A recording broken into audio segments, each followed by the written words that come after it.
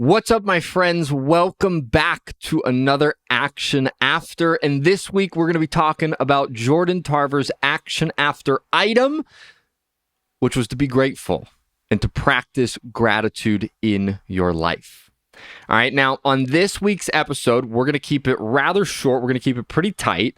And we're going to give you two simple Action After items that you can implement into your life to start getting a little bit more clarity on what do you really want to do with your life?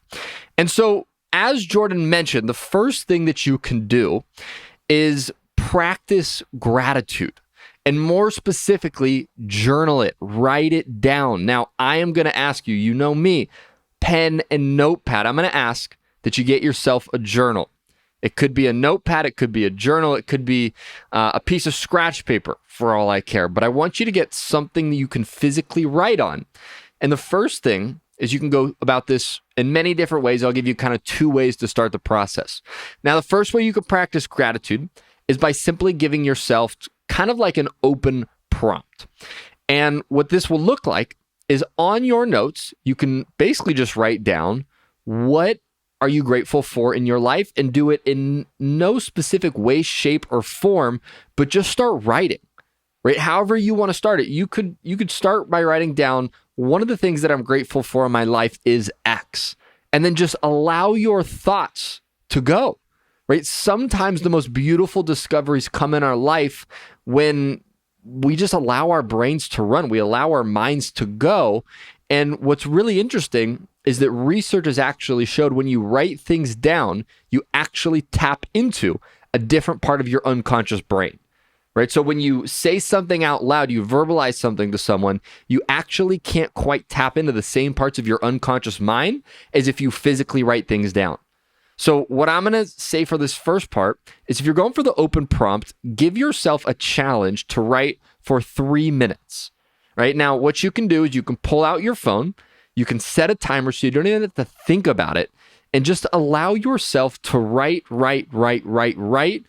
about what you're grateful for. And if your mind goes somewhere else and your writing goes somewhere else, just allow it to drift, right? That's the beautiful part about this process is you let it go where it's supposed to go. It'll go exactly where it's supposed to go, right? That's the first way you can go about writing what you're grateful for. Now, the second way is you can do it a little bit more structurally. This is kind of the way that I do it. I was talking on the episode to Jordan about how when I traveled to Bali, I started implementing this process of gratitude and creation in my life. And it's something that I think that was almost 5 years ago I still do in my life because of how impactful it was.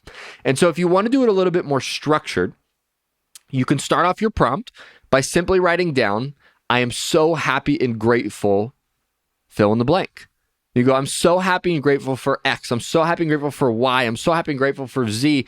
And I just want you to go and write wherever your brain takes you, right? I'm not going to give you any suggestions here because I don't want to filter where your brain goes. So just write down what are the things that come top of mind that you're grateful for, and that's going to be it for that part, right? Write down, I am so happy and grateful, fill in the blank, and we're going to go for at least 5 things, and that's going to be it. All right, so that's the first part.